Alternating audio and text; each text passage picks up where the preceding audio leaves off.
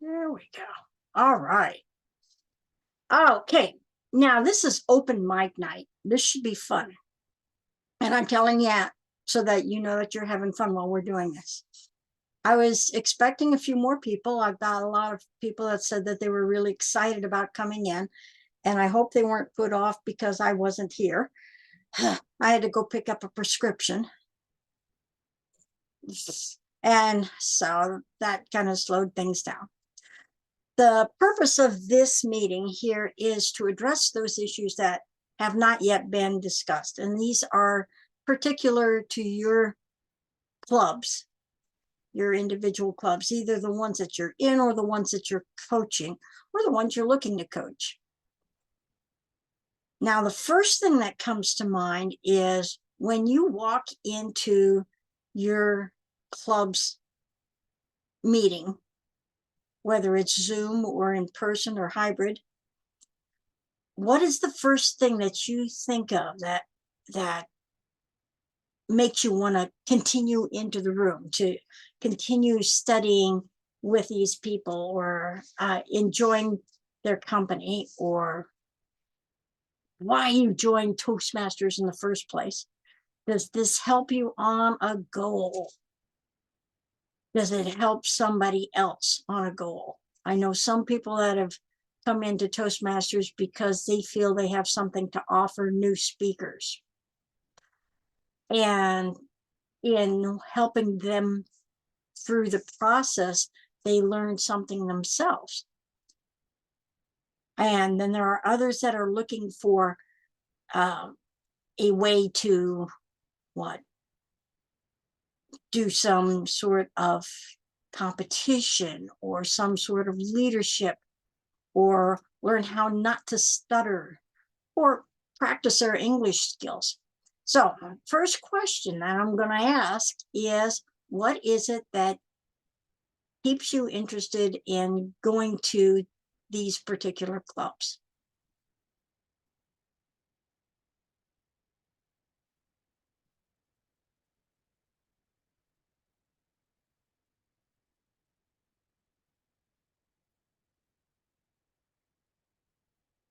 Go ahead, Vicki. Yeah. So I'm a member of 4 clubs. I was a member of 6 until last renewals period, and I find that each club that I visit or that I'm a member of, every single club has something different to offer, and I don't think that I would get as much out of Toastmasters just by going to one club. I get such a variety of expertise, knowledge, and inspiration from each of the different clubs that I attend. Some are face to face, some are hybrid, some are online. So I get a nice cross section.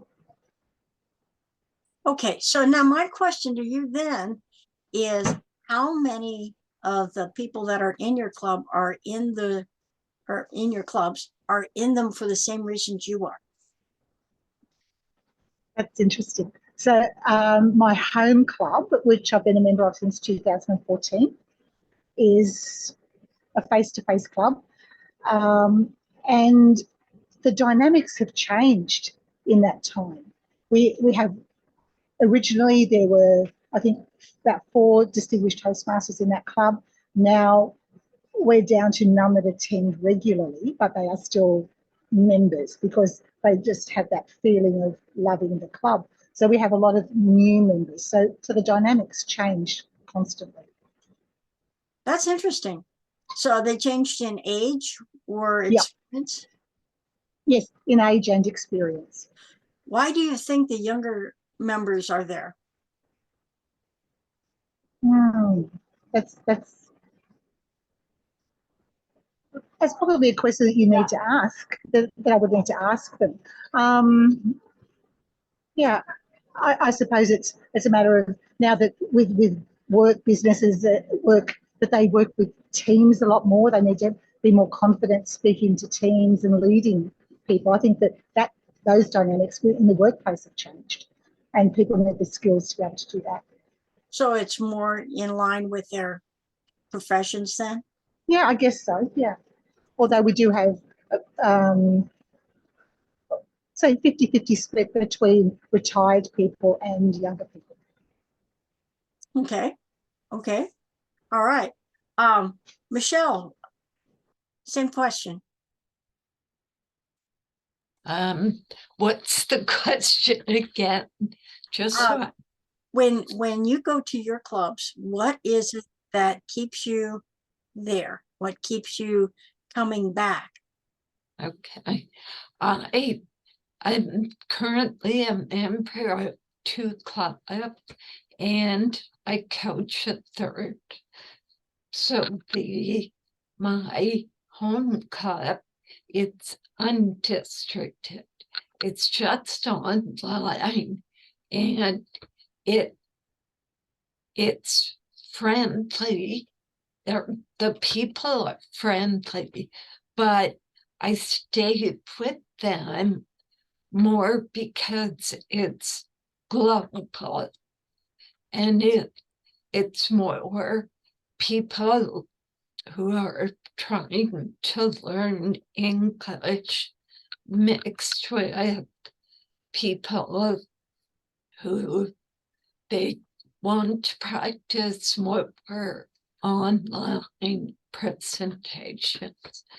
My local club in District 123, it's on the younger side. And I've just belonged to them for 2 years. I've been in Toastmasters 20 years, but I'm a club hopper. I just switched, but I moved here. I joined them. They're on average 30 to 45, and there's 2 of us that one lady's in her 80s. I'm in my 60s. But it's a nice dynamic, very friendly, very goal oriented, I should say. Oh, My that's good. lunchtime club I coach, it's I go to their meetings because I'm coaching them. It's not a successful club, and I'm here because I need different ideas to help them become successful. It's a lunchtime club. They spend 50 minutes maximum and just do one speech. They focus on table topics and one speaker, but focus more on table topics. They're still friendly, but not as professional, if that but I think they want to be. They're just not polished. Or So is this a corporate club then? it's not, but it's people who work in a downtown of that city. It's 2 cities over for me, but it's currently online, and the 2 drivers who are professional and work at it are both cannot be there in person, and they do one hybrid meeting a month in the library, but no members attend in person. So it's only guests that go that would be in the library, Mhm. and the members are online. and it's more because of COVID and then they went online, people moved, and that's where they are. 11 members, but 6 attend meetings. So the difference between this club and your successful clubs is the camaraderie that you have with the successful clubs and those social internet interaction. Yes, because both the other clubs, there's social time beforehand. Like the local, it's 15 minutes. The online club, it's 30 minutes before the meeting starts. Right. So does that club meet on a weekly basis? Yes, Okay. it's weekly Tuesday lunch times. Okay. Well, we may have some solutions for you on that. Okay, let's see. Cynthia, you're a member of 3 billion clubs and been to everybody else's club. And why do you go to the clubs that you go to?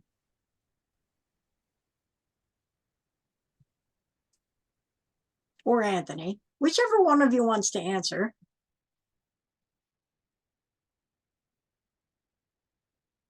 She's having fun with her computer. I am, and hopefully I might have to go back to my phone. Well, I am going to keep my camera off, but I don't know. I'm only a member of 5 clubs, not trillions or billions or Might as well be. hundreds. Anyway, Why Not Speak is my home club, and I'm a charter member of that club. It meets weekly. We are friendly. We love to have fun in the midst of being business-like minded and following Toastmasters rules as much as possible. And I say as much as possible because we like to have fun, and we have a game night on the 5th Thursday of every week, every month. Sorry about that. And so it's business, and it is also fun. I am a member of an advanced Toastmasters, as Advanced Toastmasters of Omaha, and I joined that probably about 6 months after I joined because I had a goal, and they kept telling me, "Oh, Cynthia, you'll meet it. Come on over here, come on over here." And because I've already met most of them that were in that club, I said, "Okay," and I met my goal because it was a brand new club. Yes, we had help from people that were very knowledgeable about Toastmasters, but when you're pushed and you see what Advanced Toastmasters of Omaha does and how they critique you, I needed that. So between those 2 clubs, I met my goal of what my goal was once I decided that I would be a member, because originally I was not going to be a Toastmaster. And for those that who know me know this. I thought Toastmasters was about drinking. I don't drink. About toasting, like roasting type thing. And I had no reason to roast anybody. So in my mind, it was about drinking and roasting somebody, or even saying something special to somebody. And I'm like, no, not me, not me, not me. And I'm like, okay. It was my husband who decided that to support one of our friends, and we call her Mama because she was the one that started Why Not Speak. She was a Toastmaster before. And then when ATO, I joined that because I seen that I needed a little bit more push because our club was just brand new and everyone else was seasoned. After that, I was coerced to join Greater Communicators, and they meet weekly. Advanced Toastmasters only meet once. and then Capitol Avenue, which meets every week, and then Nebraska Methodist College meets twice a week. And I joined because they needed help. And so therefore, what I find in Toastmasters in most of these clubs is that, one, they're friendly. Most of them. I'm not going to say all of them, because I had one experience where it was not friendly, and if I had went there first before I went to my home club, I would have never came back. And I'm sure that every one of us have had walked into a meeting and wasn't greeted appropriately. I really truly believe that Toastmasters can help anyone, and most clubs can help people if they're following what is necessary, pathways.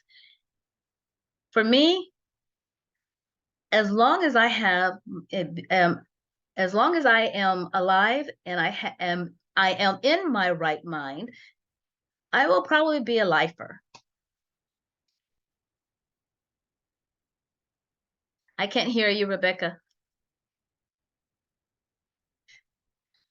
For that. Yeah.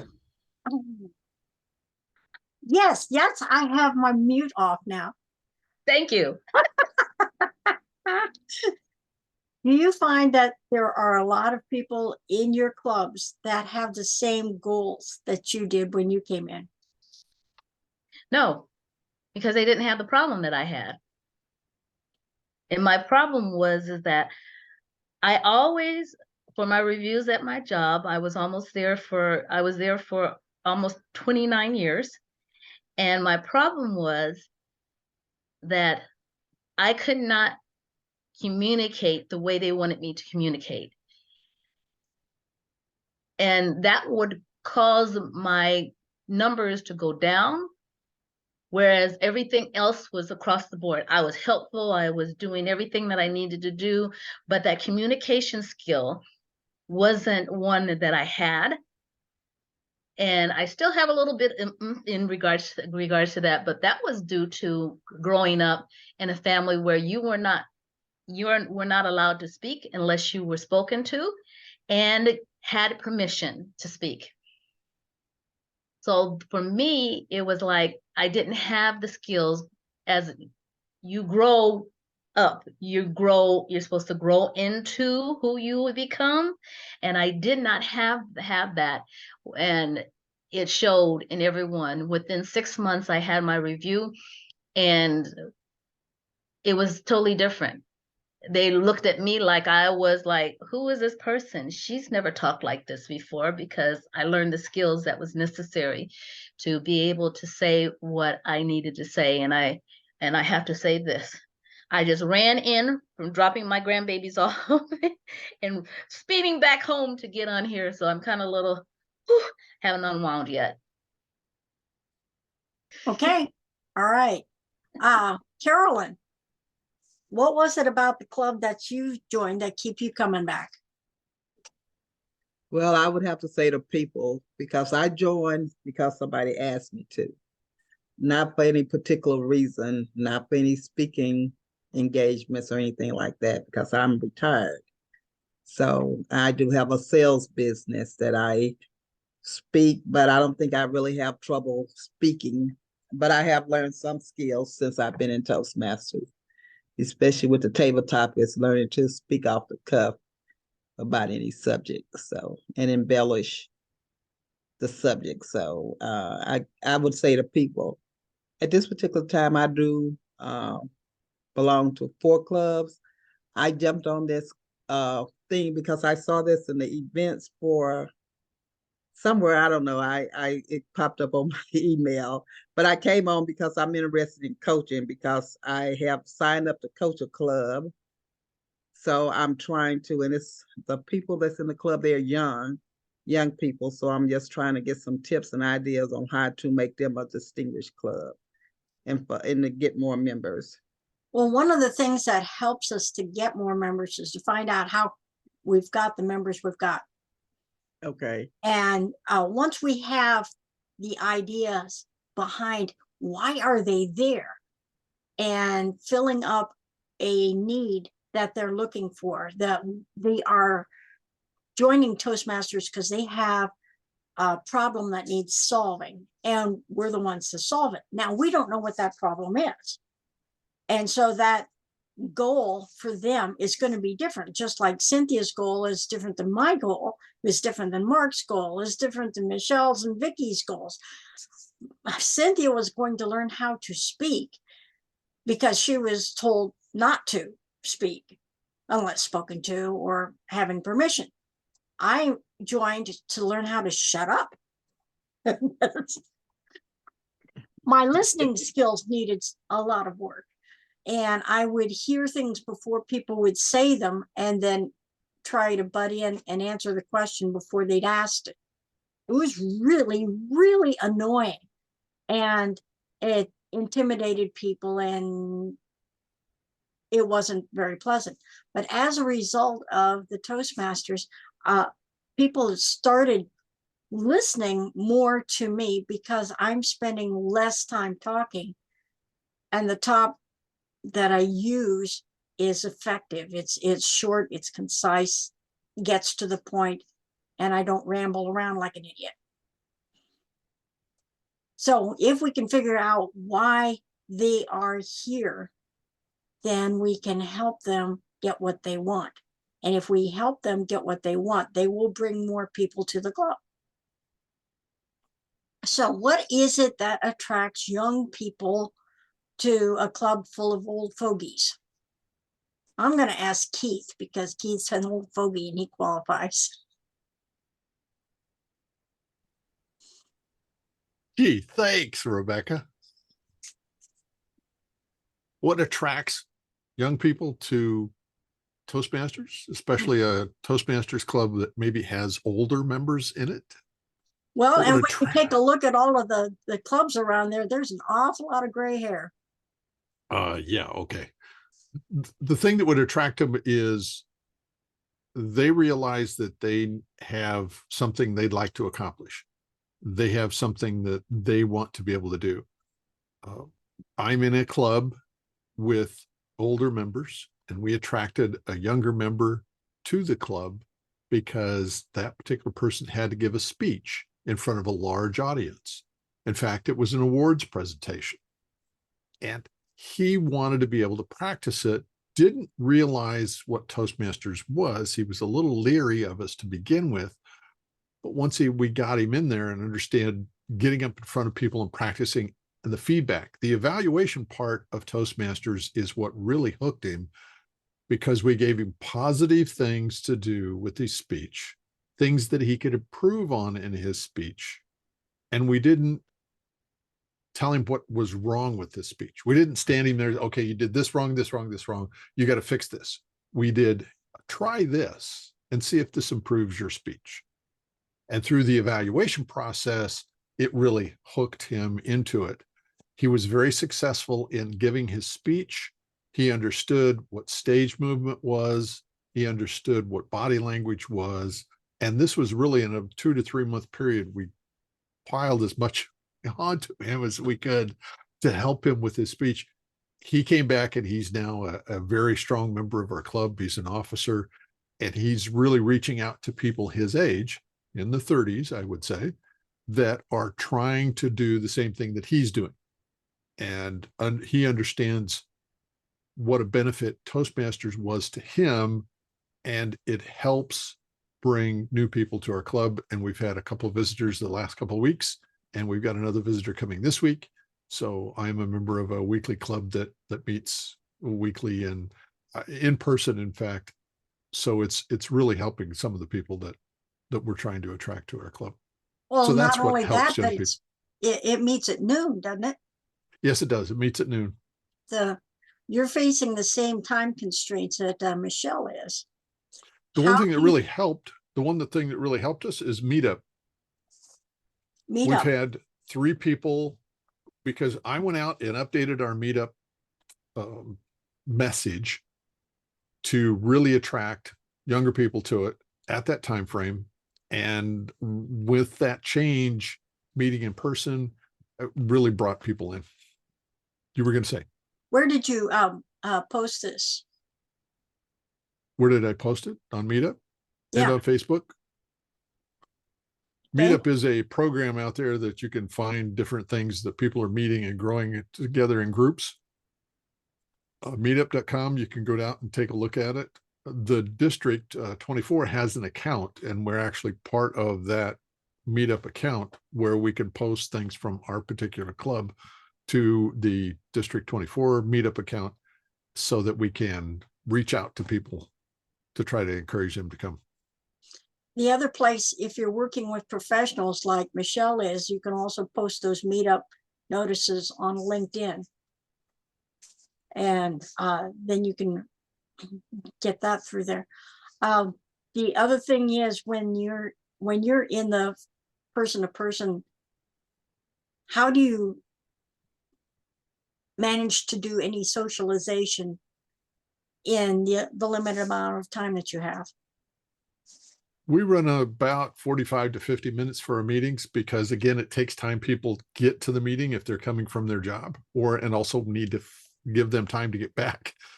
Not everybody's got a full hour or whatever for lunch, but we actually have the first 5 minutes of our meeting is just chat time. In other words, we start right at noon, and that first 5 minutes is a matter of just getting logistics done. Evaluators are talking to their speakers, and we socialize then.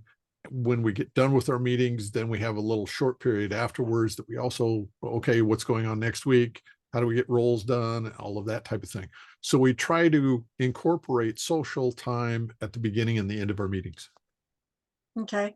Now, Cynthia, your Why Not Speak, they have a game night. Now, is Why Not Speak a weekly club? Yes, Why Not Speak is a weekly club. So, And the fifth Thursday is when it's dedicated to a game. so the games that you're playing are word inspired or Toastmasters related games? So word inspired sometimes, but this is our time to unwind and just have fun. Nothing in regards to, well, let me back it up. We have like 30 minutes beforehand. We meet for 1 hour and 15 minutes. So 30 minutes beforehand. So we have a regular meeting, short, with one speaker and no table topics because we're wanting to get into the fun. It's like the joke master. The joke master is there to help unwind and help you get relaxed and let go of all that anxiety and everything. Well, our game nights does the same thing. Let's go and let us be able to let our hair hang low and down. Rapunzel type thing. Okay. Do you think maybe a game night might help with the socialization in your club? Some of the games that we have played, we had a murder mystery. So instead of a Toastmaster, we had a Ghost Master. And we had prosecutors that were the evaluators, and it was true silliness, and that was a fun game. And then we've had this other game called Balderdash, where you get a name, a word from a card, and you have to come up with some sort of a definition. And some of those are just, well, you can't help but say, oh, I know there's a pun that goes with this. And that gets to be fun. Then we have the unending story. So you start a story and then it goes on and on and on and on and on. And each time you have to, what was here? There was one that we played where everybody was given a card with a name on it or a word on it, and they had to incorporate that into their part of the story. So one guy had to incorporate a big Sesame Street character into his part of the story, and another one had to talk with a British accent. Just completely silly. And So but, and since it's like the 5th, whatever time that you meet, if you have like a Tuesday meeting, if there's 5 Tuesdays in the month, then that last Tuesday is the one where you let your hair down and get silly. That might be worth it. Have you tried anything like this, Vicky?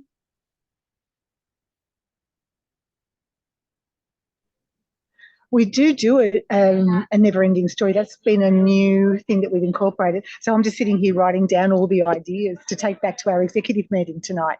So it is something that we've started doing, and it's something that the members enjoy.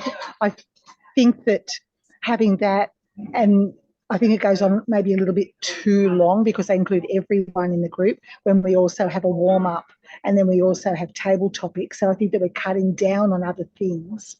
But I think it's a great idea, and I love some of the suggestions. Mark, could you describe what the Pecha Kucha is that we see at Worlds of Wonder? Well, I don't know if I can. I think Rebecca and I contribute something in the range of 10 to 12 memberships a year. So we're in a bunch of clubs.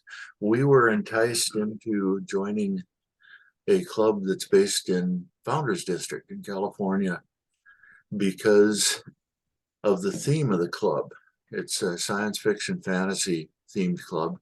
They do Pecha Kucha, which is each person, each victim, if you will, gets 3 images, 20 seconds on each image. And it's kind of like a quicker table topics, except instead of answering a question, you try to spin a story for the images. And some people just try to describe what the images are. Some people try to make a story out of it. And it's a fun experience. Allows you to get a lot more impromptu speaking in a meeting than just table topics. It does have the advantage that it makes use of visual aids and doing impromptu speaking. So if you, for instance, find yourself having to give a presentation for TLI and you have nothing but slides behind you, you can start doing Pecha Kucha and making up all kinds of horrible things that go with the slides. It makes for a very, very interesting TLI. And one other thing that particular club does better, probably better than some of the others I'm in, is they have themed meetings. Every meeting has a theme. They're all oriented towards science fiction, fantasy. Worlds of Wonder is the name of the club. And that drives everything in the meeting. Other clubs, we do a themed meeting once in a while. As Rebecca already mentioned, the murder mystery. We've done backwards meetings, holiday oriented. Draw from the hat. Pull your rolls from a hat. You have the Toastmaster and the speakers chosen ahead of time, and everybody else pulls the rolls from the hat. That's kind of a fun thing. I was I was visiting one of my clubs as an area governor at the time, and they had one of those, and I participated. I forget what I got to do. But it was just a fun thing. Well, the theme last week for Worlds of Wonder was Star Trek, and each of the panelists on the panel that had the discussion had the name of one of the members of this original Star Trek crew. So there was a Uhura and a Chekhov and Kirk and Spock and Bones and Scotty. And the guy that was doing Scotty did Scotty's accent. And it was like, oh, is that what you're trying to do? But he was very, very good, and it was fun. And the theme for next week is the end, and so we're doing the end of the world next week. So if nothing happens on Sunday and everything's great, and you knew that what we talked about came through.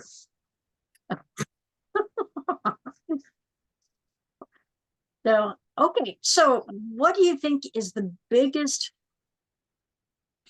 barrier to having a successful club? What do you think is the biggest barrier for your clubs being successful?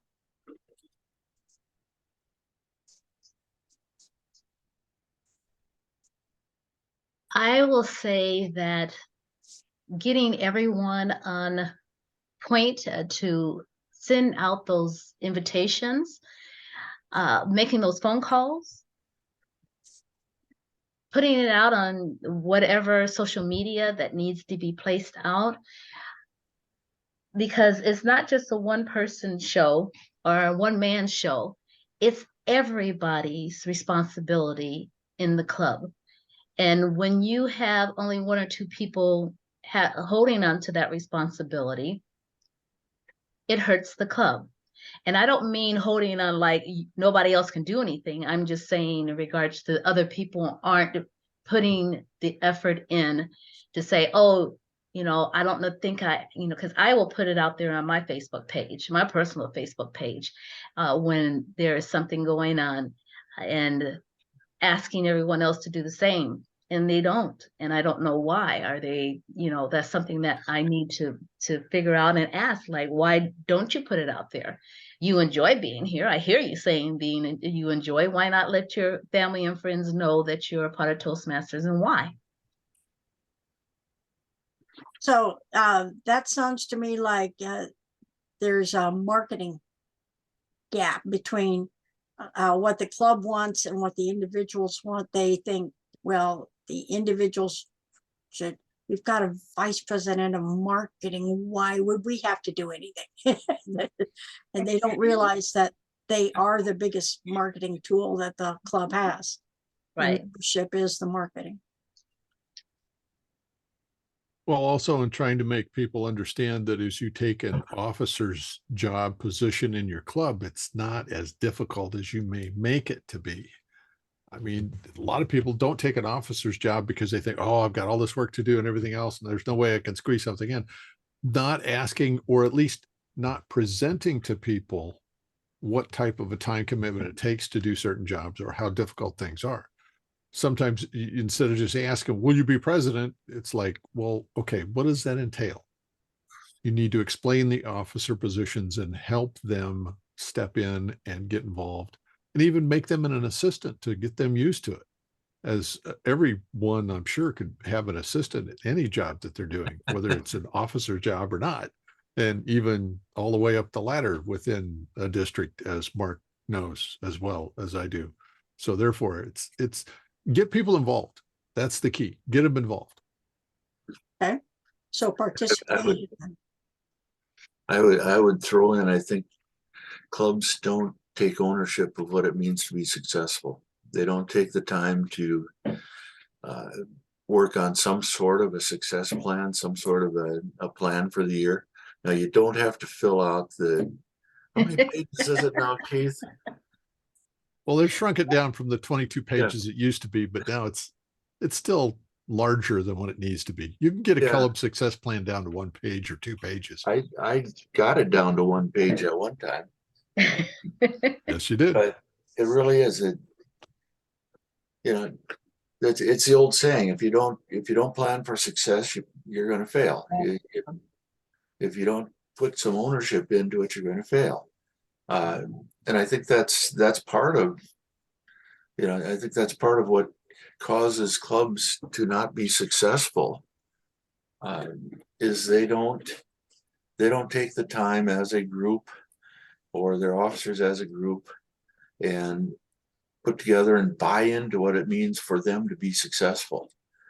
Does their being successful mean they have to be Schmedley distinguished? No. Perhaps not. Perhaps if they look at it the other way, if we plan for it and if we succeed, DCP will take care of itself. I believe that. It's- Right. Yeah. And yes, So I wanna- we're talking, the marketing needs work, the commitment from the members, and they have to realize that speaking in public is not the only thing that Toastmasters do. It's working this system so that they understand how things grow, whether it's going to be an entrepreneurial project, a volunteer project, or a corporate project. If they don't understand how those things grow, then they are behind the eight ball. Okay. And then when you get the people involved in making sure that they understand how the club is measured to be successful, then that does that. And then there was making sure that when people get there, there's a quality meeting. It's just not scrambling for jobs and everything. It looks professional, because we've all been to those meetings that are, it's a 1 hour meeting that lasts 2.5 hours, and you're sitting there going, is he ever going to get to the point, and then they call on you for questions. No questions. I have no idea what you were talking about before. Can we go and have lunch? Or are they serving donuts? And they don't realize how that affects the way that they see meetings. And I remember going to Toastmasters meetings and then going to my business meetings and listening to these guys ramble on and on and on and on. And they all had the same, what shall we say? Template that they were working from. And it's like, it wasn't blah, blah, blah. And then talk, talk, talk, talk, talk. Talk, talk, talk, talk, talk. Talk, talk, talk, talk, talk. And you're like, oh, what is it? And it was hard to sit in a meeting like that. Gosh, we have pages and pages of ands, ums, and so anyways.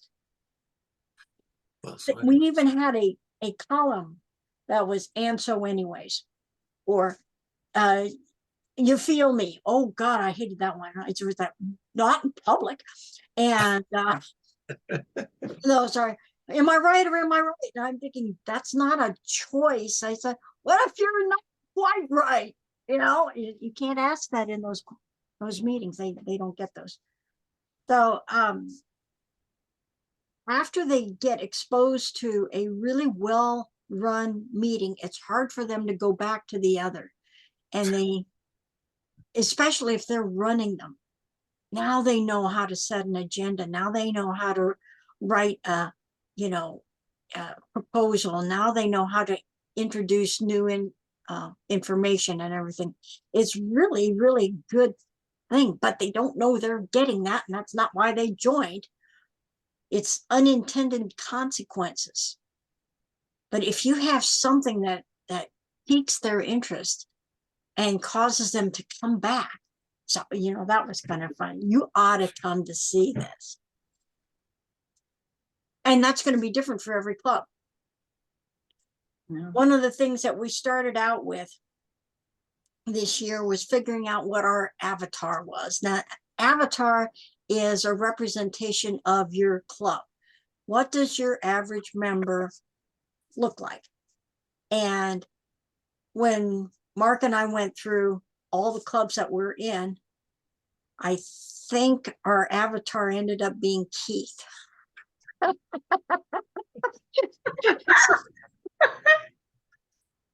So a distinguished gentleman with a strange sense of humor and wisdom beyond his years. But how then it was like, do you attract the people that you want, or do you attract the people that you are? Well, if you were to look at Keith and say, what kind of person is he? You'd think, oh, very, very staid and respectable and everything. And the people that know him would say, no, he's just a very big kid. and who likes to play with kites. So when we think Keith, we think somebody who's young at heart or young in age, who's willing to learn things brand new and explore parts of himself that he can't anywhere else, because this is a safe place to fail. See, that's our avatar. And it's not grumpy old men that sit in the corner and spout rules, because we don't have, do we have? Okay, we have Frank, but that wasn't nice. But generally, Otherwise nameless. even the oldest members that we have in the club are, if you weren't watching them face to face or on Zoom, you wouldn't know how old they are. Chip was one of those. Yeah, he could tell stories that would break your heart, and you'd say, you've got this picture in your head of what he looked like, and Garrison Keeler comes to mind. And then you'd see him and you say, whoa, that's him.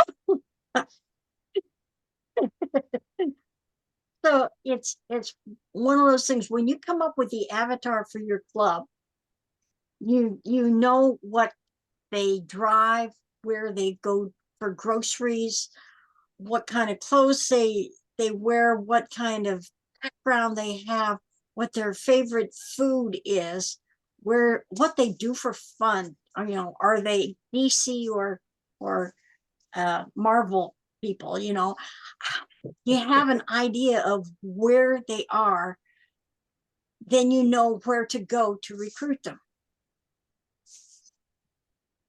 So if you're thinking general, here, fog this mirror, you're not going to get much of a response from your people, because they say, I don't know anybody. But if you get specific, well, who's the best teacher you know?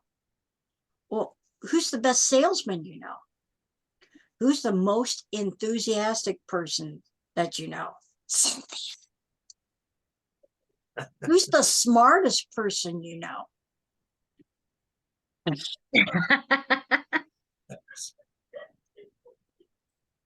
Who likes to experiment? Who likes space pictures? Who likes walks in the country and hiking?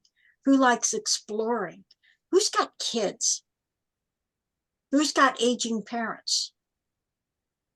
Who just got out of college? Who graduated? Who just got a brand new job? Who wants a promotion? Who is transitioning from the military to civil life, civilian, not necessarily civil, because anyway, who needs to connect with people? Who's the best firefighter you know? Who's the best pastor? Who has the worst sermons? See what I mean? So every one of those little nuances, every one of those little questions will bring a picture of somebody specific that will say, oh, they would love this, because we work on getting organization into the speeches and learning how to connect with people and learning how to walk around the room instead of hiding and shaking behind the lectern.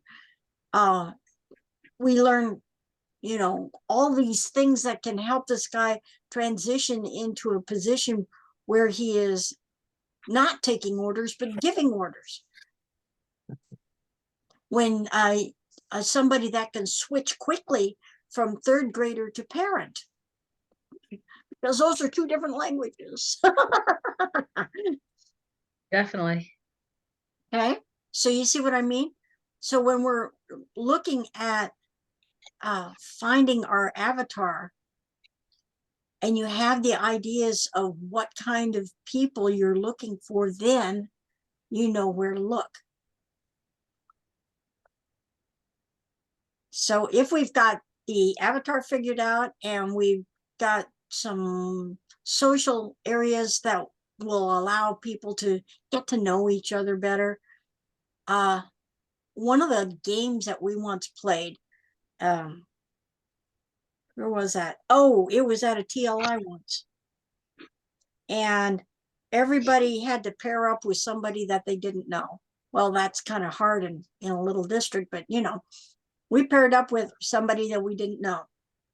Oh, it was one of the games. I was at the end of the night, and you had to introduce this person and say, oh, this is Carolyn. I've known Carolyn all of my life. She is the most wonderful person you have ever met. She's so wise. She's so well versed in everything. And did you know that she could speak Shakespeare from memory? Here's Carolyn. And Carolyn's going, I could what? And then she had to have to live up to that introduction.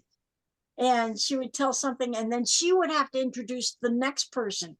Oh yeah, Vicky. I've known Vicky all my life. They always had to say that. I've known all my life, and she is just the most wonderful person you've ever met. She's not from around here, but she could talk like a parrot. I have never heard anything as wonderful as Vicky. And now here's Vicky, the parrot whisperer. And then Vicky would go, the parrot whisperer. She would have to introduce the next person. It gets really silly, but you get an idea, a sense of who these people are and where their sense of humor lie. If we can get them working together and becoming closer, bonding this way, they don't want to see the club spread out and then die. And this is one of those things that we have to make sure that we do that. Thank you, Vicky. Hi, Vicky. See you in a couple of weeks. Yes, sorry, I've got to go. That's the trouble with being on the other side of the world. I've got to go to work. Bye. Bye. Have a good day. Yeah, thank you. You too. Good night. Good night. I'd like to have a good night first. So, yeah, that's one of the things that we're managing to do with some of the clubs that are in trouble. And it's hard to get that buy-in if you're down to 6 or 7 members. So, what kind of troubles? You mentioned that you had some challenges with younger people in the club, Carolyn. What kind of problems are you running into that makes it difficult to build this club? Okay, so the club I'm coaching, they meet like at 6:30 in the morning. I'm in California, so I'm assuming they meet before they go to work. So I think I just started going to the meetings with them, so I just assumed that they used to meet in person, so now they do Zoom. They thinking of trying to do a hybrid meeting. So I think they had more members when they was meeting in person, because I think it was like a social gathering before they went to work. So I think the pandemic might have, because they were suspended and then they got enough members back. So I think the pandemic might have played a factor in them losing members, because they look like to be in their 30s,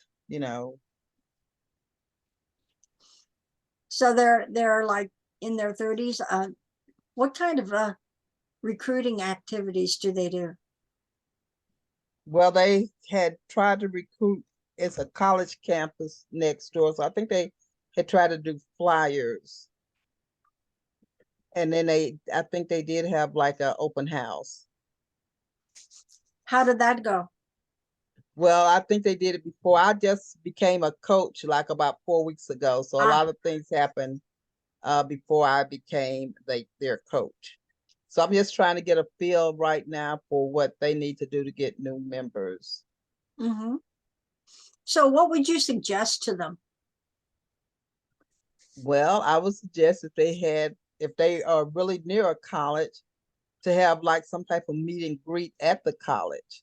Like I can only think of like at church, what we do sometimes we do the singles, we do a get together for singles. So I would say have like a get together maybe on the college campus, like a meet and greet maybe at lunchtime or after, about maybe in the evening after work, where they could get together and just put out a flyer and have a room where they meet and, not really have a Toastmasters meeting, but maybe talk about Toastmasters, like some type of presentation. That's what I would suggest. We had well, NMC Voices for Change is based on Nebraska Methodist College. And they would have beginning of the semester registrations and stuff like that at the student union. And we would get over there and we'd have a table, we have flyers, and we'd talk to kids and ask them how they were going to do their senior projects without any information on how to do speeches and stuff. How do you defend a paper when speaking in front of people? This is the first time you're ever speaking in front of people. Doesn't that scare you? Wouldn't you like some help? I think we made the biggest inroads with the tech people at the college rather than the students or the faculty. The faculty, most of them, as here, Marvin, oh, he was amazing. Or Marlon, he was amazing. His speeches were just too much fun. And then one of our clinical nurses was the one that founded the group, and she always had amazing speeches and stuff like that. At the end, there were nobody attached to the college in this Toastmasters group.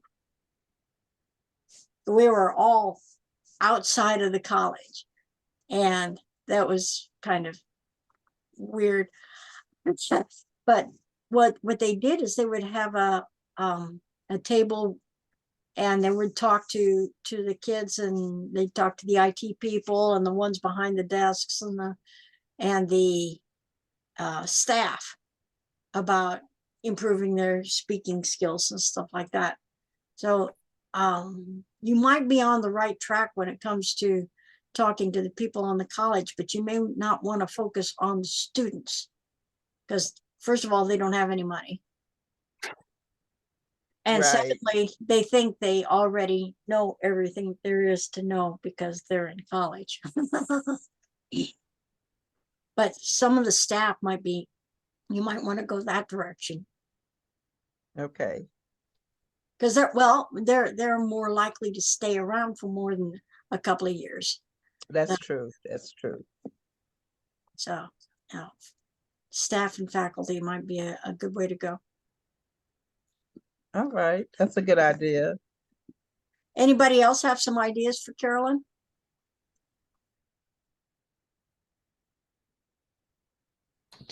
Yep.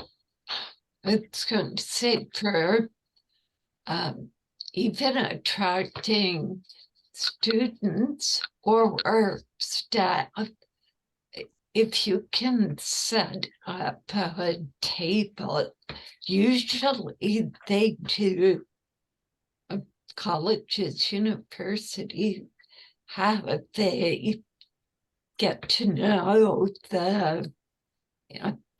not programs, but the social activities, and have the table then speak to the dean as well to get buy-in from management, because they'll do both sides, put stuff through the student network and through the staff network.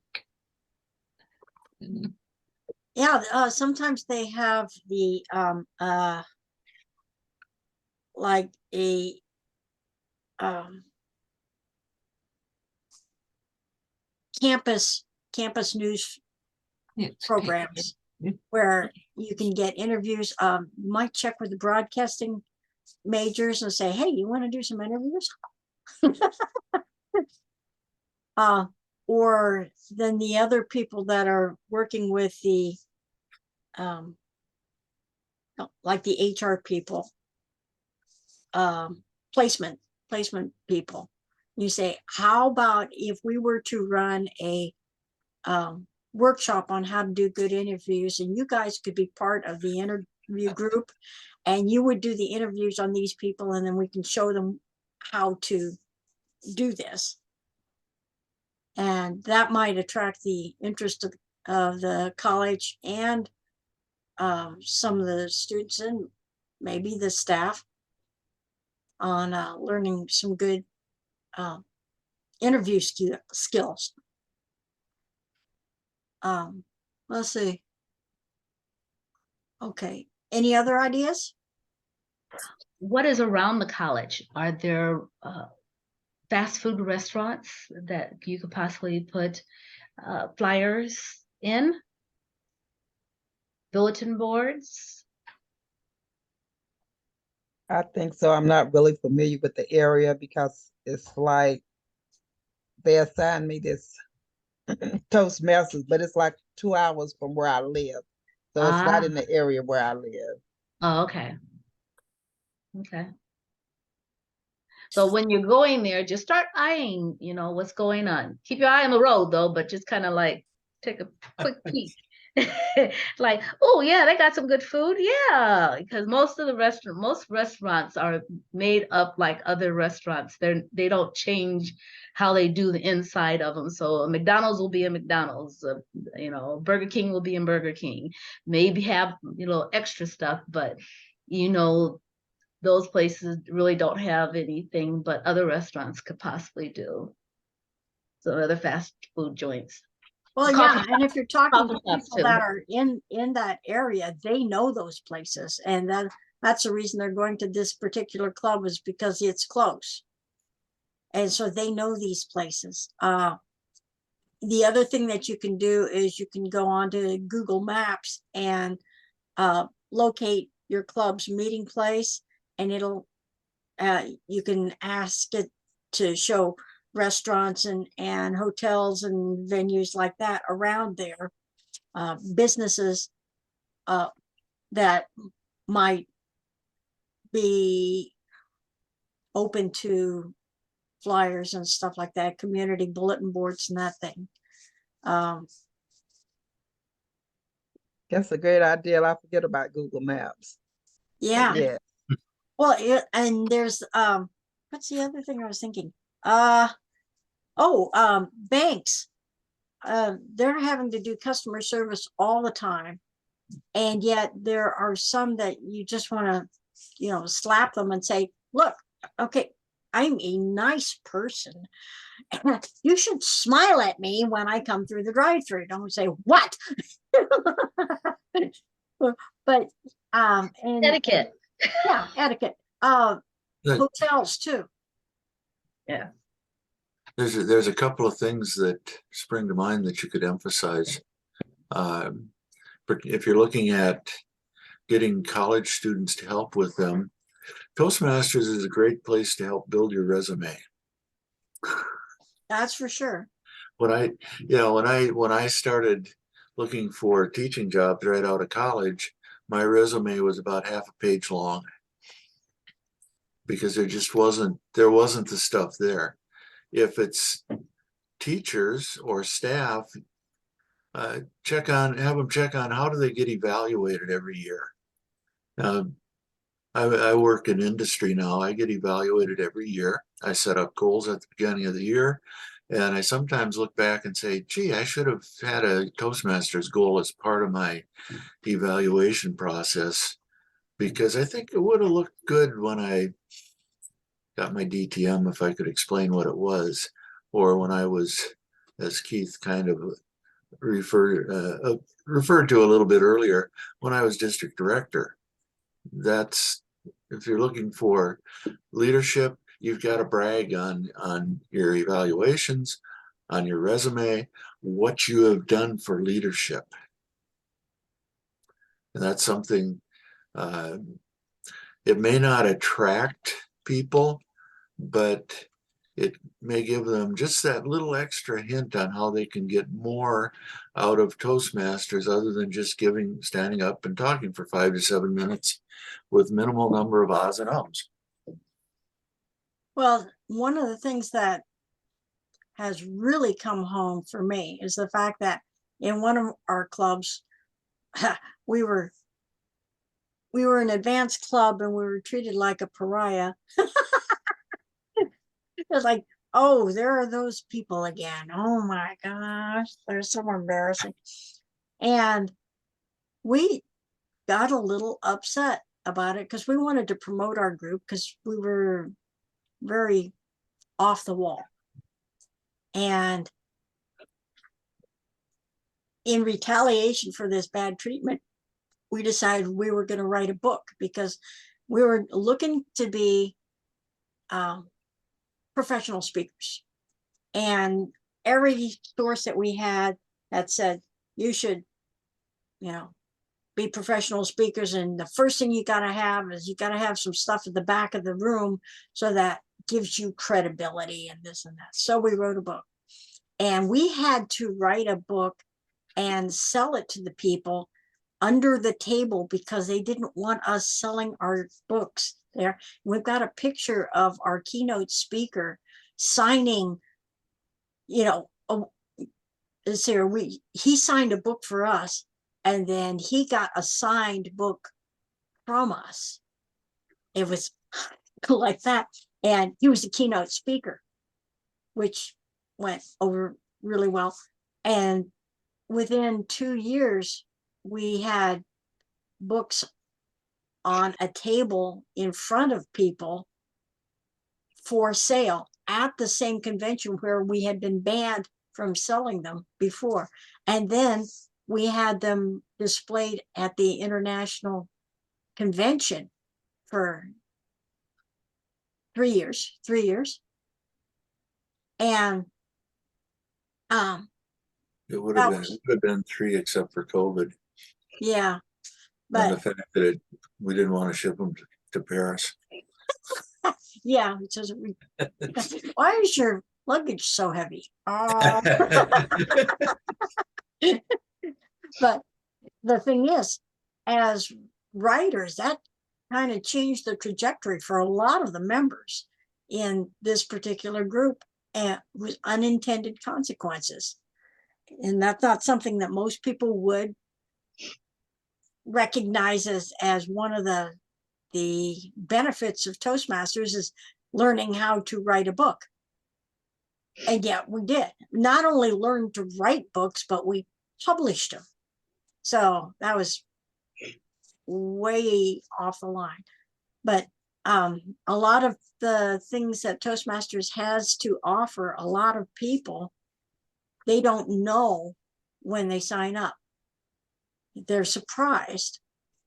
And we teach them how to think in such a way that, how can I make this speech fit into a pathway? How can I get this message across to do an international competition? How can I use this speech to get my friend elected to the legislature? How can I make my point clear enough so that people will donate to this cause? And they don't see that until they're in. And you can't leave out it's been mentioned a couple times, with the social aspect. There's 4 of us from the Omaha area, District 24, on this call. 2 of them I wouldn't know except for Toastmasters. And the 3rd one got me into it in the first place. Yep. Yep. But yeah, you meet a lot of people. People in here that you didn't know were interested in things like this who are actually in the same profession as you at times. But the social aspect is probably the thing I miss the most from being almost entirely on Zoom for 2.5, 3 years now.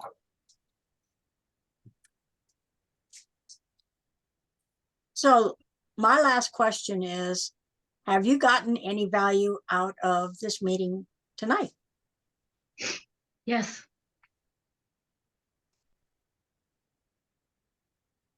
Yes, I got a lot of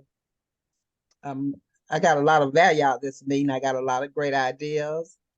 I love listening to your stories and some of the things that you do for Toastmasters, as I say, out of the box. So I think it's great. The meeting was very valuable to me. It was good And- having you here.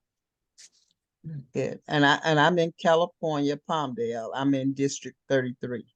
Ooh, And I am going to echo Carolyn and Cynthia. And I love the idea of games, a game like balderdash. It's tabletop, but more so than that's something that's good for my online club to get people interested again.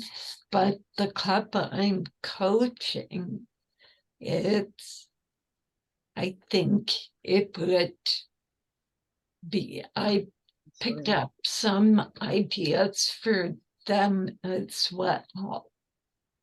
Both promotions plus what to do to live in their meetings and keep the people that stop in.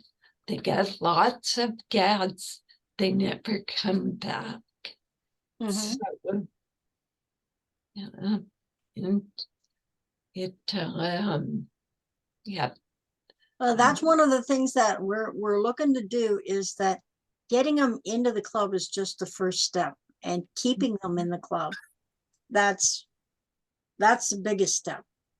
The clubs that Mark and I have been in, wow, how long have we been in these same clubs, Dad?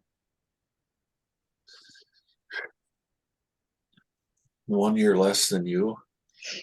Yeah, we've been in our home club, which is River City Speakers, since we started. I started in 2009. Yeah, I started in 2008. And there's been,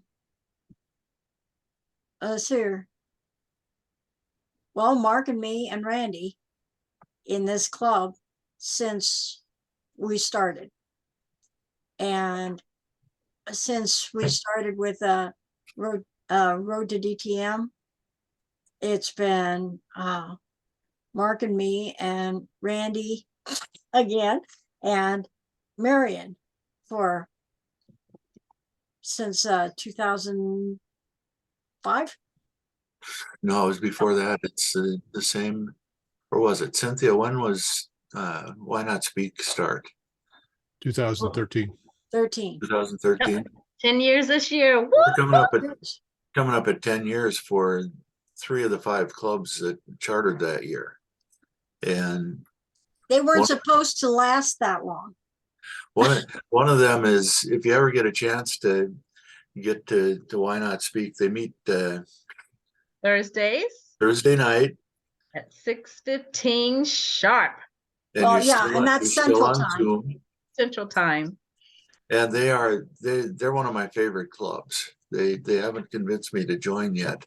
Whoop, whoop. Maybe they don't want me. I don't know. But So you go there and you just get a Mark, last time that we said something, you just come on when you're ready.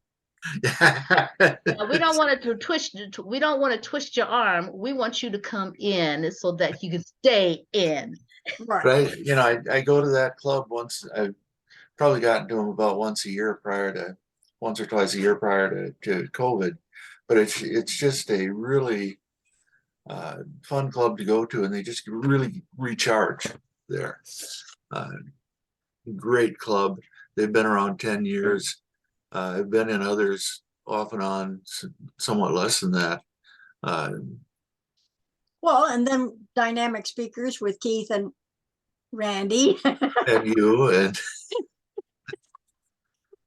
It's like, the thing is, each one of those clubs has a different purpose and a different flavor. The Voices for Change started out as being one where if you wanted to change your direction, you wanted to change something in your world, whether it be from changing you from the inside out or changing community around you, this is where you went. And the focus has changed, and so we're still kind of scrambling around trying to find out what our new identity is.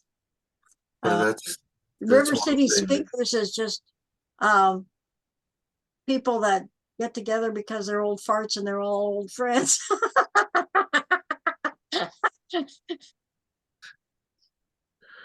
yeah, one of the things when Yes, I'm recording this. Uh-oh.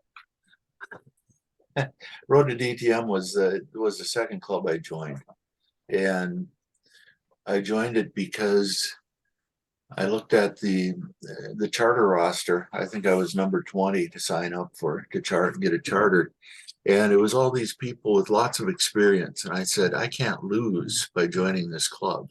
I was really trying to get my DTM in place before the new education program in. I beat it by several years, as it turned out. But I looked at it and I said, we've got past district directors, we've got past international directors in there, we've got people Contest I know, winners. people I don't know, contest winners. I said, I can't lose. Sign me up. But Yeah. that was what attracted me there. And one of the things I've always talked about when I had a chance is encourage your clubs to have an identity. If we're in the Omaha, Nebraska metro area, there's probably 20 to 25 clubs there that I could have joined to get into that second club to get things kicked into gear. Why did I pick that one? Because they had a goal outside of the club mission that met my needs, met what I wanted. They would make sure that you had the time that you needed for the longer speeches. They had coaches that would help you get through the DTM process. In fact, we just recently, was that last month before, where they were teaching people how to get through the paperwork and the process of getting a DTM through pathways. Yeah. And it was like, oh, and because I've gone through 4 pathways now and I still don't have a DTM in pathways. That's okay. I don't like the paperwork. It'll come. But that's just one thing you could think about when you're working with clubs, is ask them to, as Rebecca has already talked about a little bit, is that avatar. That's how their avatar is how they wish to be seen. And part of that is what can we give you that other clubs around here can't? What's special about us? Every club has something special about them. If they're, regardless, we mentioned World of Wonder. We were both charter members of the newest club at the time in the oldest district, which was kind of a neat thing. And I always think about, okay, you know what you want to attract. Now, when people see you, do they see that?